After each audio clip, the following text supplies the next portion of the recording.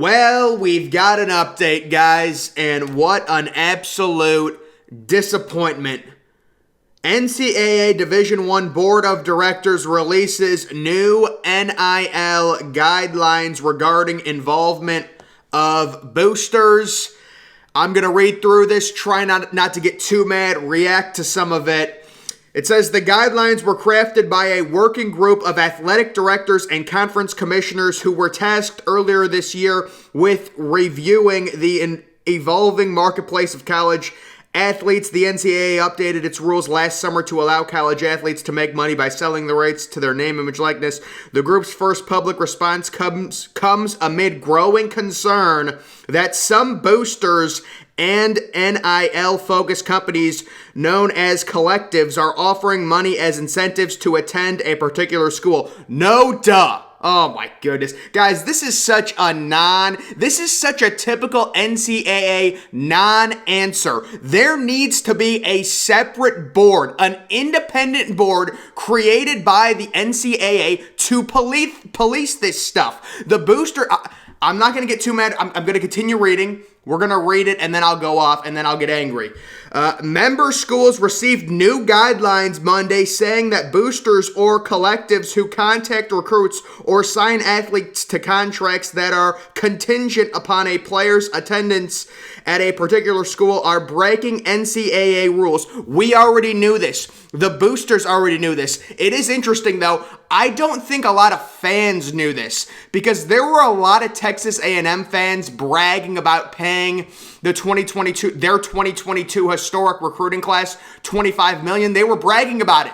I think they thought it was all legal when no, you cannot pay kids to attend your school. The boosters can't pay the kids to attend the school. That is not allowed.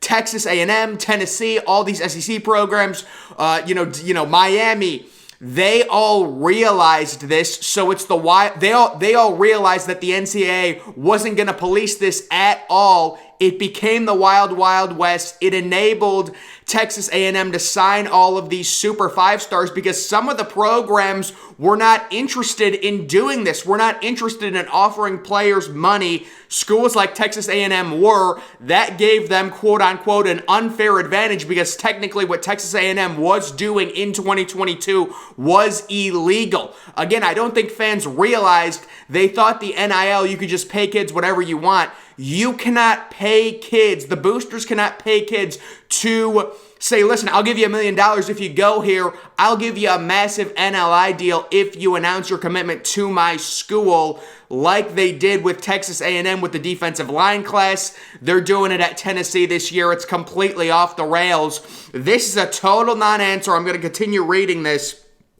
Says, quote, while the NCAA may pursue the most outrageous violations that were clearly contrary to the interim policy adopted last summer, our focus is on the future. Board chair and University of Georgia president? This is why... No.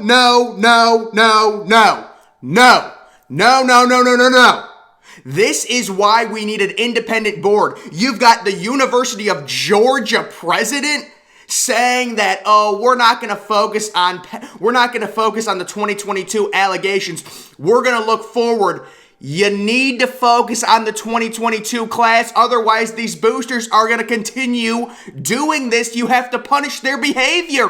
And this is why we need the independent. We need an independent authority board on the NIL stuff. Completely independent. You've got the president of Georgia. Oh yeah, I'm sure he's impartial. Yeah, these guys, no, they're impartial. They'll sanction their own school. They'll do great investigations. Why don't you investigate the Walter Nolan recruitment? Why don't you investigate the LT Overton recruitment when he reclassified to 2022 and then still signed with Texas A&M? This is a complete joke. I mean, come on. And then they say, we're going to focus at the future. No. create a private board, immediately bowl ban Texas A&M 5 years because we knew they were cheating, and then we'll see if the boosters still want to try and pay kids after Texas A&M gets a massive bowl ban. I think boosters at all schools, not just Texas A&M, would be extremely scared to try and go underboard and pay and offer these kids money in kind of backroom secret deals.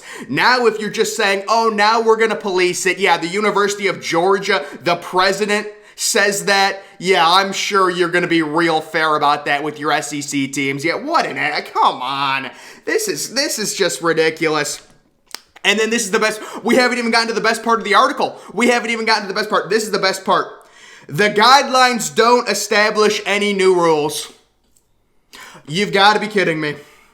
You have to make rules. You have to make specific rules. So if teams break rules, they will be punished. Otherwise, these boosters will keep finding ways to go around certain situations. This is why the tampering issue is such a big deal. If they say, we're going to police this stuff more, but we're not going to create any rules, the boosters are just going to start having handshake agreements with recruits saying, I will give you a massive NLI deal. I can't do it yet because they're policing it, but I will give you a massive NLI deal the second you step on campus. The second you agree, or the second you sign your national letter of intent to go to my school, you're getting a $3 million NLI deal. That's just how they're going to start doing it. If you don't, you have to create new rules. Get them in writing. So when these boosters break the rules, you can investigate and you can kill these programs. That's why Texas A&M needs the bowl ban. You have to discourage the boosters from participating in this stuff. And when you don't have it, you don't have any more rules. What's the point of putting out a statement? There's no rules. Where are the rules? That was the major issue. We were all saying, Ryan Day was saying, Nick Saban was saying, there's no rules. This is the problem. So you put out a statement and there's no rules in the statement. You're not changing anything. You are not doing anything to resolve this situation. You're just doing one of your lip service statements. Listen, I'm happy they at least put out something, but guys, you have to remember, the only reason the NCAA is even putting out a statement is because the ADs at a lot of these schools got pissed when they saw what Texas A&M and teams like Miami were doing, teams like Texas were doing in the NIL, where they were just blatantly breaking the rules, and there was no one to police it. So the ADs got pissed. They said, the NCAA, you have to do something. And this is the limp dick statement we get from the NCAA. Oh my goodness. Laws in nearly 24 states prohibit schools and the NCAA from punishing athletes for accepting money from third parties. You don't have to punish the athletes, you punish the school.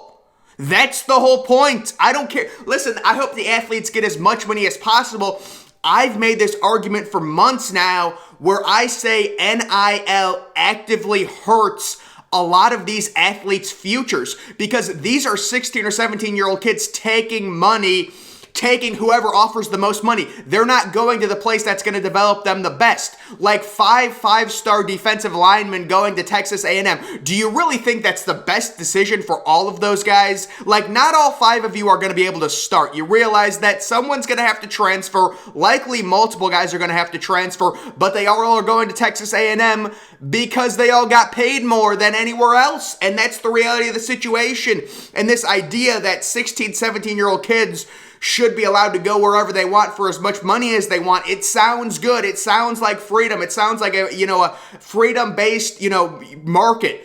The problem is these kids will not make the decisions for what's best for their future in terms of development, setting them up to be top draft picks. They just go to wherever gets them paid the most, and you put out this pathetic statement from the NCAA. You have to do something. You have to do something against these schools. Some of the schools are so out of control.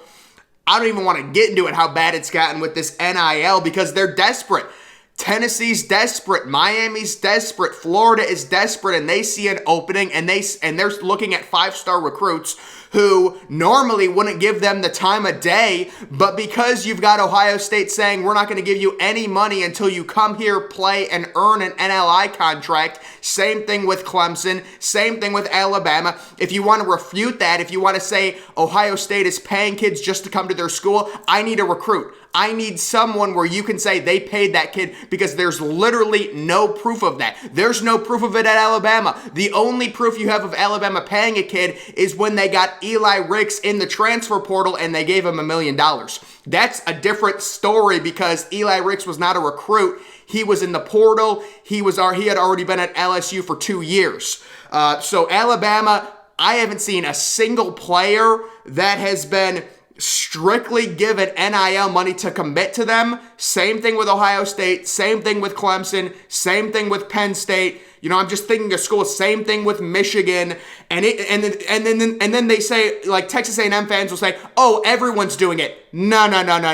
If everyone was doing it, you wouldn't sign 8 5-star defensive linemen. I'm exaggerating, but come on, folks, let's be real.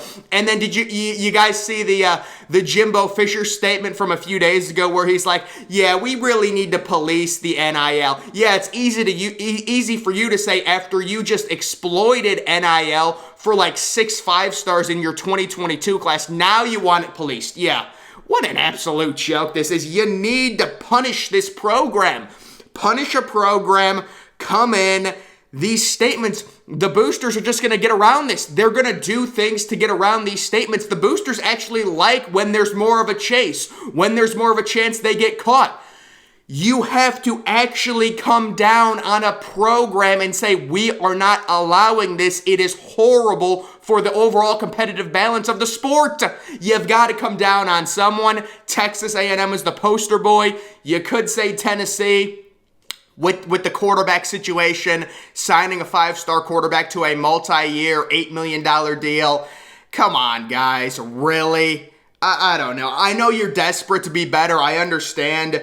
But this stuff is just completely out of control at this point. And I'm so pissed. And I see this pathetic statement from the NCAA Board of Directors. And they quote the University of Georgia president saying that they're going to crack down. That's how pathetic this is. The person that they quote that says we're going to crack down on this is an SEC president. Oh yeah, they're going to do a lot. They're going to really nail the SEC, and they're going to do these huge investigations that are going to be totally legitimate. Yeah, I'm sure. What an absolute joke this is. We need the NCAA to create a totally independent board. Independent. No members. None of these people involved with the SEC. None of these people involved with the Pac-12. None of these people involved with the Big Ten. They investigate the programs. They say the first thing we're doing is we're bull banning Texas A&M 5 years. We're sick of it. We're not going to allow this in our sport. And if we catch one of you boosters cheating because we know you'll try, your program is going to face a scholarship reduction or a bowl. Or your program is going to face either a scholarship reduction or a bowl ban. That's what I would do. You got to come down hard, or else they're just going to keep doing it. They will keep finding ways to cheat. They will keep finding ways around the rules. That's just the way programs operate. That is why it's such an issue. That is why NLI exploitation is such a major issue. And I don't think they thought it was going to be as bad as what happened in 2022 with the artificial class that Texas A&M signed. But we saw the first year the NIL was involved in recruiting, it completely nuked an entire class. We're trying to change it so it doesn't happen in 2023 as well. But unfortunately, we've already got several situations where these kids' recruitments are completely determined by whoever offers them the most NIL money. The most NIL money. It's so unfortunate. It's so sad. But this statement from the NCAA and from the president of Georgia, it's demoralizing. It does nothing. There has to be a stricter group that can police this stuff. than the board of directors. This is no. The only reason they're putting out a statement is because the ADs of schools that weren't cheating got pissed. That's the only reason this statement is even coming out. Oh my goodness, guys. Make sure you're following me on Twitter. Link to that's always in the description. I'm, of course, the Depressed Ginger. Thank you for watching.